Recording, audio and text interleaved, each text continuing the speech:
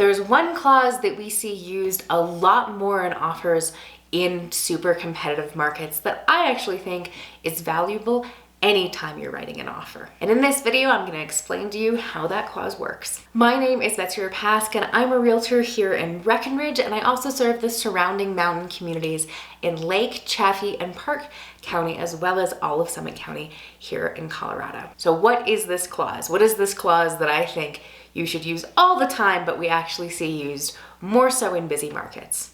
It is called an escalation clause.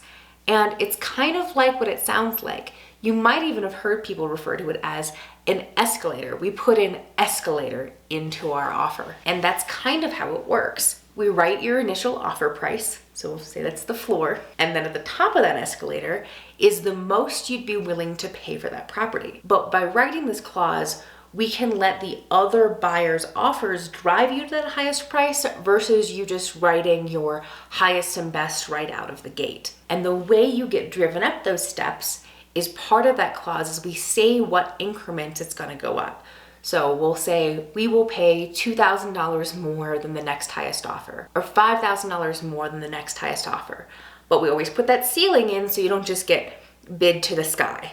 So this is the most you'll pay, this is what you wanna offer right now, and you're willing to pay wherever the market drives you to up to that point. And so obviously this makes sense to do when we know there are other offers on the table, but we don't know how much they're offering and we don't want to overpay. In real estate, you're really not overpaying if you win on a house where there were other buyers. What we say in real estate is a house is worth what the market will pay for it, and that market is what buyers collectively are willing to pay for that property. But also this term can be used in slightly less competitive scenarios when maybe another offer might show up on that table. So I've used it when we are the only offer on the table at the time, but we know there's been other showings recently. So we can even use it when we're not bidding over list price. So let's say we could write 10% below list, for example, but say, hey, but we're willing to give you a little over list if other offers show up to drive us there. But basically like, hey, we're not willing to pay this much